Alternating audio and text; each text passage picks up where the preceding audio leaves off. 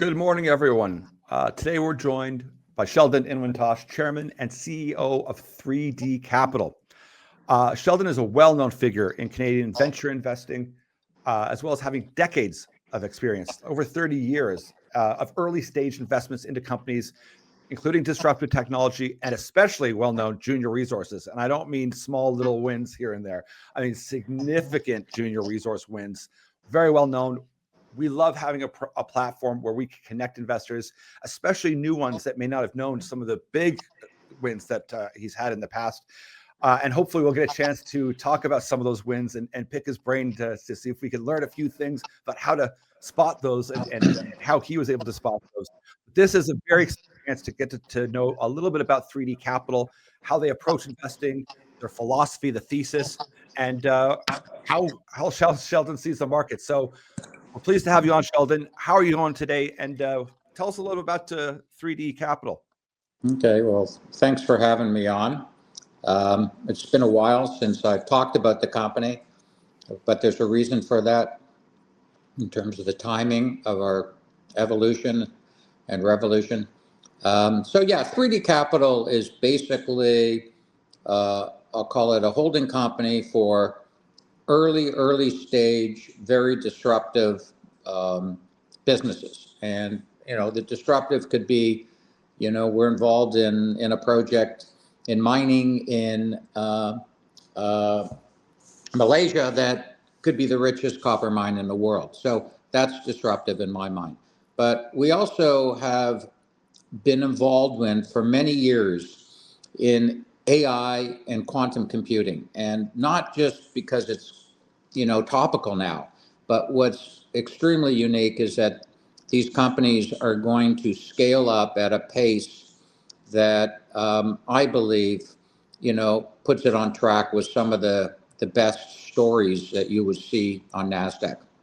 So what 3D Capital basically enables is for the average person to indirectly, through us, invest in a company where we may get involved in at the seed capital stage, and we help manage those investments. We often help the companies as well, so we de-risk the investment, but it allows people exposure where they could be involved in companies that go up 100 times, and that's really the mandate of what we're interested in. That's the good news. The difficult news is it takes a lot of time, a lot of capital, and a lot of hard work. But we believe now a number of our situations, our companies, we have just under 60 investments, basically are coming into the point of commercialization. And that's when the market, we believe, is going to recognize their success and then ultimately basically recognize 3D Capital.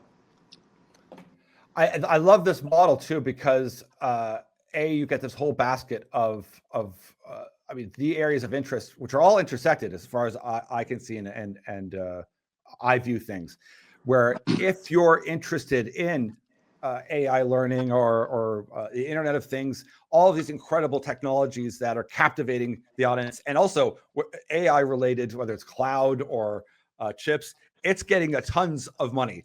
But those don't come about without the junior resource. And your expertise is in identifying, not just early, like you're a co-founder in a lot of juniors. Like this isn't just like early stage, this is the earliest of stages. And that's a very significant attribute and skill set that not a lot of people have. I mean, it's one thing to be involved in a win, which is always exciting, especially in junior resource, but you really had a lot of them. So, and I want people to, not to be, too kind of promotional or whatnot, but I always like to highlight the fact if someone has had that number to get them a chance to talk about, like, say, like, something like Aurelian, like how did you come about that? Like, what did you see in Aurelian resources that drew you to it? Okay, it's going back a few years. Well, yeah. Basically I get exposed to a lot of things. People like to go to investors or value-added people like ourselves that have had a track record, because it shows that we know how to, we're business people and we know how to execute.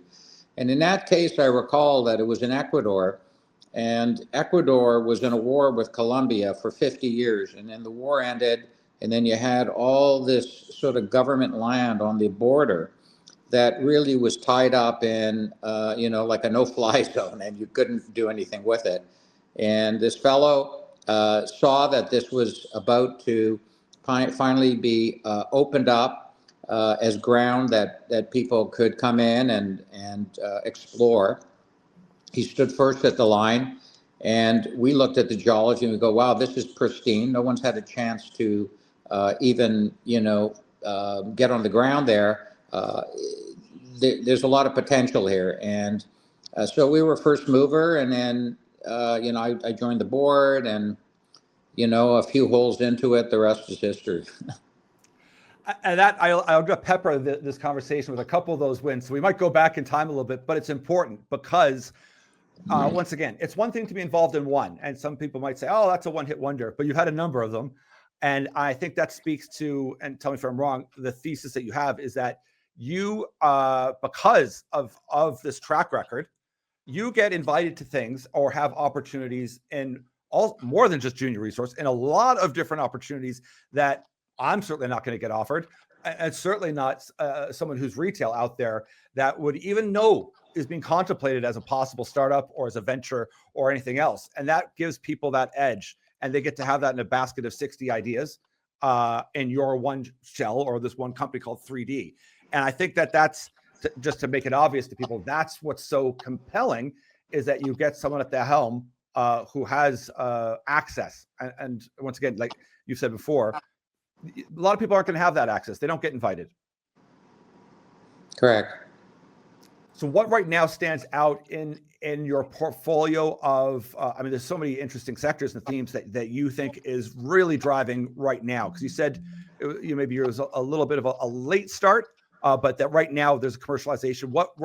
You've got a bunch, but which one, like just to start off the conversation, you say, this sector here, I think this is humming, we're ready? Yeah, so it's an interesting journey of one of our companies. It's called AIML. And it's out of my office here because I run a bit of an accelerator, so I can help these companies when they need help, not just capital. And what was really unique about this company is that we had gotten involved in it with another application. And this often happens. Some of the biggest wins that you get into are pivots, where you're into something and then suddenly a light bulb goes on and we're in this right space, but we're not in the right little quadrant. And this company was measuring blood pressure and for healthcare, for self analysis, and we're developing a wearable application which was going to go to the FDA and so forth. While we were working on that, and it came out of the COVID era, the company stumbled on a company in Edmonton, in your province, and they had been working on a supercomputer to look at ECGs. And using AI neural networks, they made a big discovery. Anyway, we bought that company a year ago, maybe. Yeah, just about a year ago, last August. And what it has done, and we meaning the company, has checked all the intellectual property, who's doing what and so forth. And we brought in probably the best IP firm in America. And they basically said, this is a big invention. And what the invention is following. Everybody knows an ECG, you go a stress test once a year, you measure your heart and so forth. But really, the information that is shown in an ECG, in many cases, could be noise in the technology, or it could be actually the signal of your heart and what is transpiring. So a lot of situations that should be looked at, managed, and so forth are misread, or people die of sudden heart attacks and no one knows why. That is going to be a thing of the past. So what this technology does is it doesn't throw out, people know what's called signal to noise ratio, which means where's the signal and all the noise. And the noise is how information gets transferred and through hardware and so forth. And there's a lot of artifacts. So you're not really sure, is that blip your heart or is that blip the technology? So most companies have went and they said, there's a problem here. The signals are lousy. And I'm talking about all the big guys. And what they do is they try to get rid of the noise, but when they get rid of the noise, they're throwing the baby out with the bathwater. They're throwing out the signals. This technology allows, almost like an X-ray machine, where you got all this cloud cover, but there's stars behind it. We don't throw out the cloud cover and stars. We actually go through the cloud and actually find the signal. So this company now is starting to commercialize. I think you're going to hear a lot of news about it. And the ultimate objective, in my view, is they're going to be able to see within every heartbeat a constellation of data, measure it up. As you know, with AI, you teach the AI, it learns, it self-learns. That's what all the large language models are. So that, and actually the other point to make here is that there's an explosion in the wearable market. Wearables now, it's not just, yes, we know about watches, now there's rings. Ultimately, you're going to have a patch on your body and you're going to be able to monitor your continuous ECG. Now, not everybody may do that, but if you're an athlete, you will want to. If you've got predisposition of any heart situations, you want to. And so rather than go once a year for a stress test, you could have this Band-Aid on you. It measures your continuous ECG, and then we measure it against an installed database, and we can tell that if you have a certain signature of blips, wow, that could be a precursor to a heart event. So this, and I'm talking about this because they've got probably the who's who of cardiologists on their advisory board in Canada. The work's been done. Everybody's going, wow, this is game changing. Now we are going to be able to ultimately, their vision here is to take watches as well and make them medical grade. So your cardiologist is going to rely on it.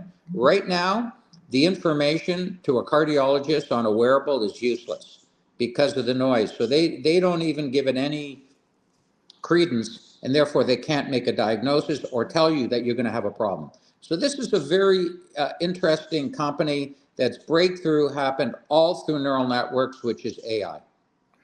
That's fascinating because I'm a huge fan of wearables. I have been for a long time, and I find if someone gets into it, like it kind of becomes addicting because I like numbers, I like to graph things, and I run, so I like to train in different zones. So I always know my heart rate zones.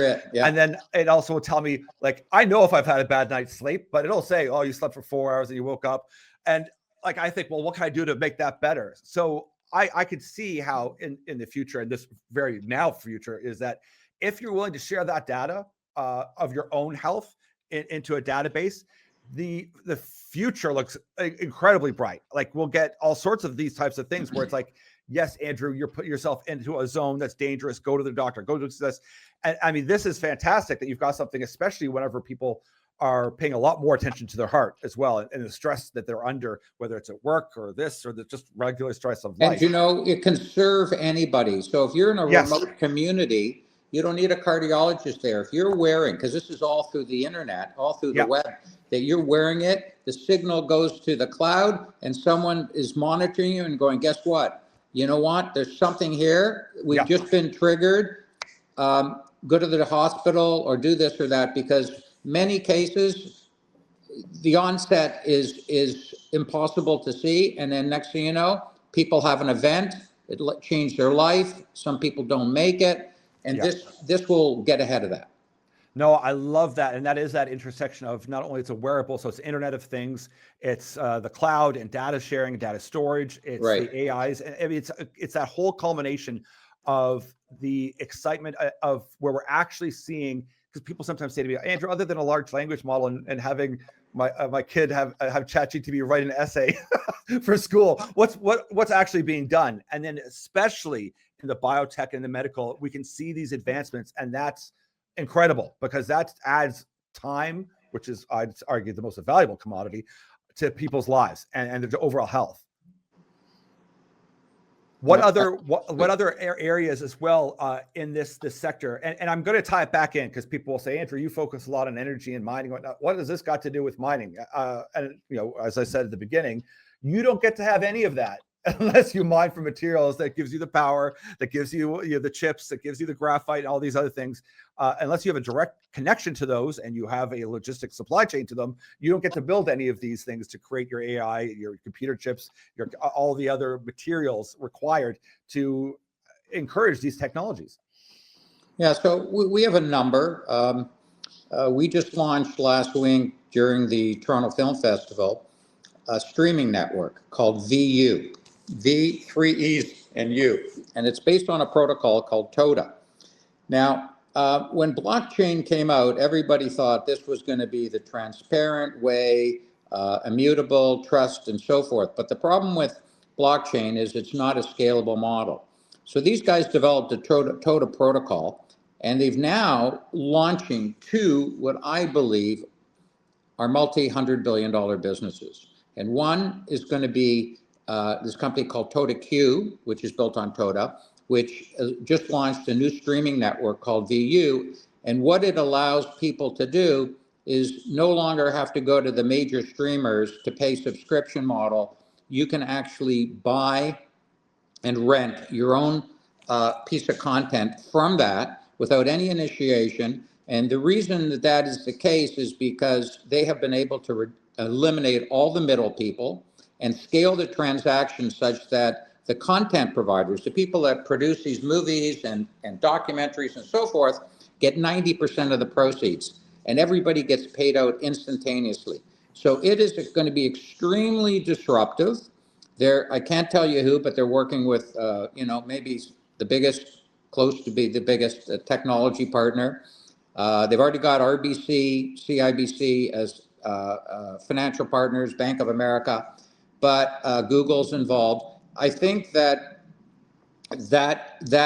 technology is also going to use AI, so you can search in the worldwide databases that they're gonna have more not companies, but pieces of content on their platform, probably by next summer than Netflix has today, and then it's just going to multiply. And you can use AI to determine exactly, because of data labeling, other things that you want to watch that are similar, and you just pay an a la carte fee, no subscription.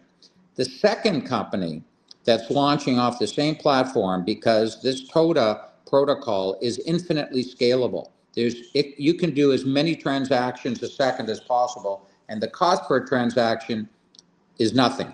And KYCs, you mentioned KYC before, Yep. are done within 30 seconds to a minute. And that is a company called Hypercycle, which is launching the Internet of AI.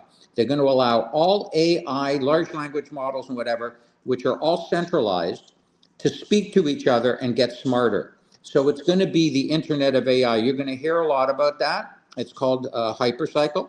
Nice.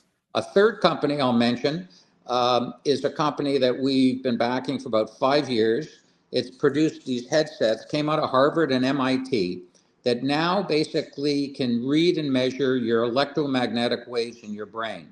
So if I have this headset on now, it's going to force me to focus on what I'm thinking about and doing. And if I don't focus, it's going to tell me. And wow. So this company is now just exploding. They did a big deal with Master Dynamics, and now it's probably one of the companies foremost and using AI in the brain field that the average person can use, and probably will help you arrest cognitive decline. So these are big ideas, but they're all commercializing literally as we speak. Those alone are fascinating. And that's where I love to see open markets and money being applied to solve real world problems. And these are very significant problems that all of us are aware of. I mean, especially anything cognitive decline, and as well as the opportunity. I mean, just stepping back to this streaming platform idea, the opportunity for content is opening up, like you said, at incredible rates that a lot of people don't understand. They don't realize that it's going to be very possible for anybody who's just curious and pretty creative. They don't need to have Warner Brothers back them or XYZ back them. They can launch very quickly. You can make a music video with a sound with it. And if you're pretty good at it and you're young and pretty slick, you can do that like in a weekend, no problem. Yeah, no, you've hit it. You've nailed it on the head. The company, VU, feels there's 420 million videos out there that have been created through YouTube and elsewhere, and creators around the world that can properly be monetized, but there's never been a platform to do it because the tech could not enable it. This is fascinating, and I'm going to continue down here, but I want to remind people, because we get people that jump in, 10 minutes late or just now. This is Sheldon Inwintosh. He is the chairman, CEO of 3D Capital, publicly traded company. You get to own part of this if you're invested in Sheldon and 3D Capital as part of 60 different companies and ideas, stretching across junior resource, as well as all of the big disruptive tech that everybody's fascinated with. And this is, a great vehicle, because if you are new and you don't fully understand, well, I don't understand robotics and AI and all of these other things, you get a chance to have someone who gets access, who's had tons of success in certainly disruptive and junior mining as well, that normally I'm not going to get offered, or certainly many other people, because of the wins and because of being involved in co-founding lots of huge, especially in the junior resource sector, wins. And that's the framework of which we're looking at this disruptive technology of having a vehicle to tap into someone who's got 30 years of experience in capital markets. What are some of the other things? Like, maybe I could pull you back in time here a little bit, because I like to do this every once in a while. What, like, if you look at, say, next gen energy, because that's, I'm going to pivot from, say, just like gold or whatnot. Tell me about that, because that kind of branches into the energy transition. It's a uranium deposit. Tell us about that involvement, because that kind of shows that integration between the mining into this tech, and certainly everyone who's paying attention knows most of these billionaires, they've got a nuclear play as well. So I'll let you kind of tell us about next gen, what you saw there. Yeah, so we actually owned the property that it was on, and we were approached by a group out of Australia that had ideas of really why this could be another Cameco, and we basically put the whole deal together, and yeah, that was a very good one. That's a very big one, and I follow that one. I love it. I always remind people that that nuclear story is not going away. No, the it's amount coming of energy into its own.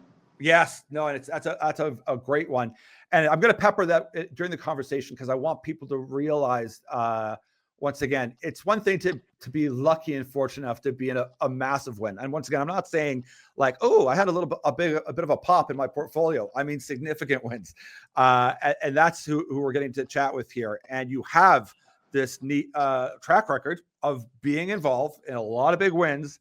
And then that feeds the fuel of, then you're going to get invited to a heck of a lot more. So I imagine the stress for you is you probably get bombarded by thousands of deals, and you have to sift through what's real. And once again, what's the noise and what's the diamond here?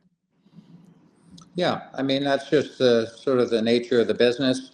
It comes over the transom every day, LinkedIn, so forth. There's a ton of projects. First we try to determine what sectors we think have the greatest operating leverage. And, now mining has come into it. It was not so good for quite a while. We have a company that we believe is going to be a leader in quantum computing. And it's a company we're immensely excited about that affects everything we're doing today. And every time we go into, whether it be another AI opportunity or quantum, everybody saw what happened when OpenAI gave Oracle a big contract a week ago, and next thing you know, the company, is up 300 billion in market cap. So we're in a very, very prolific field. And so when I say that, these things take time, but when they come into fruition and you get consensus in the marketplace that your technology is going to be a survivor first, and then maybe a leader, the operating leverage of owning positions in those companies is what makes a difference in people's lives. financially. Yes. Yeah. I mean, you mentioned Oracle. I mean, if it's 6 months ago and people may have said, oof, Oracle's a name from the past. That poor thing is just hanging on for dear life. And the explosion of growth. This isn't a junior by any stretch. This is Oracle. If that can happen to an Oracle, imagine that leverage and that paradigm shift when you have a junior and, Yep. and it has an upswing. And that's where people become fascinated, truly fascinated. And that is the operational leverage, or the leverage that technology, and even a junior, like it can turn the crank on gold or silver. And that's, like you said, the market we're facing. It's fascinating that you get to be involved in that synergy of where all of these meet, and you have it all in one vehicle, which is you tell me, is it the only vehicle that's publicly traded on the market right now? Listen, I don't know of any others. It's a Yeah. tough business. Most people that have started these types of things have not succeeded. I had Pine Tree Capital, which I exited, and we started it at 10 cents, and we exited at $26.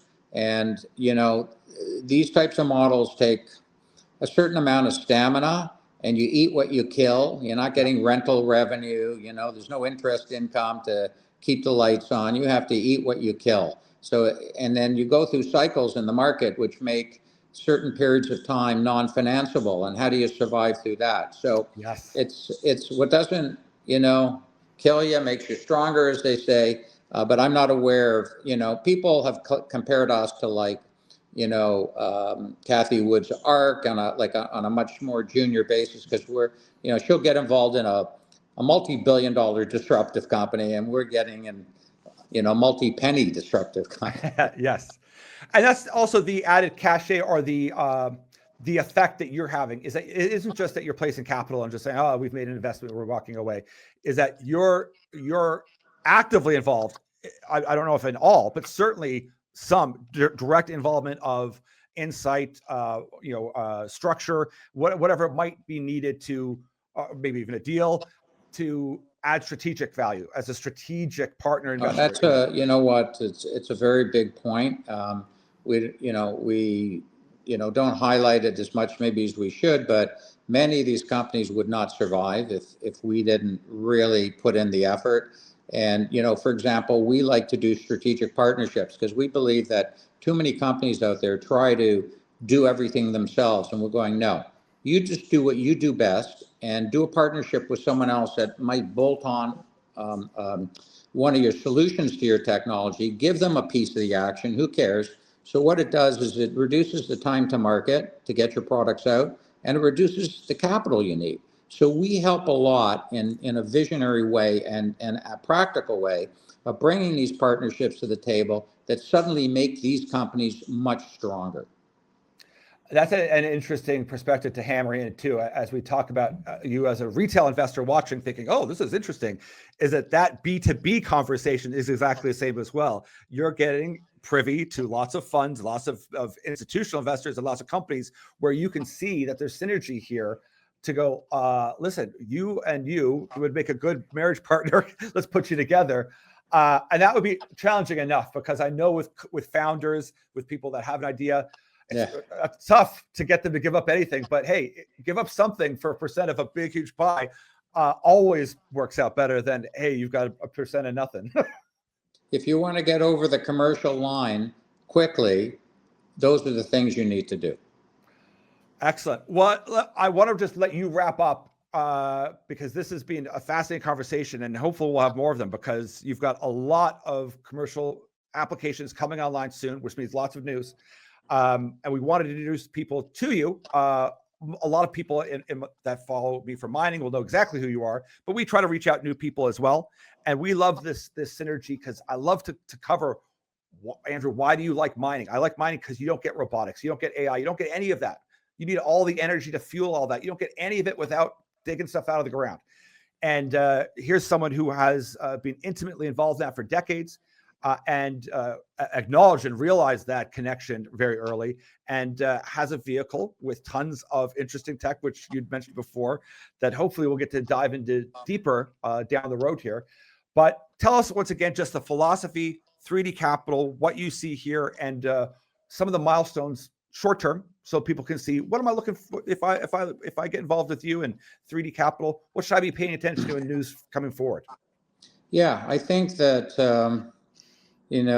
this fall, which is imminent, a number of the projects that we've been working on for between 5 and 8 years are coming into a commercial stage that is going to be recognized by the world.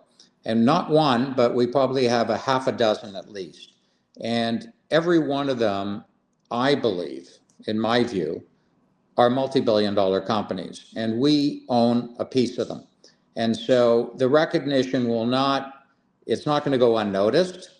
I put out on social media, things. We don't always put press releases out on everything because we own the interest in another company. And I encourage people, we have a YouTube channel and we interview many of the CEOs of founders of the companies we're invested in. So, don't shoot me, I'm the messenger. You can listen to them. But we are going to start to do more of those. And I can tell you that all we need is one, but we're going to have more than one. And you're going to see growth of value here that people are going to notice. So that's that's been the journey, and it's been a lot of work, a lot of capital, and timing is the thing that I can never totally predict because I'm often wrong. But it's no longer years, it's months. Excellent. Well, you heard it here, everyone. I'm always thrilled to have a platform where we get to have someone of this caliber on to talk about ideas and to share some wisdom and wealth of knowledge. We look forward to having you back on again, Sheldon. Thanks for the time, everyone. Once again, 3D Capital. Check out the website. Check out the YouTube. Reach out to me. Send me a message if you want any more information as well. Happy to send you on. But thanks again for filling us in, telling us a little bit about some of the big wins in the past and some of these incredible companies and some of this commercialization that is coming very near term. Thanks a lot. Thank you, Andrew. All the best, Sheldon. Take care. Thank you.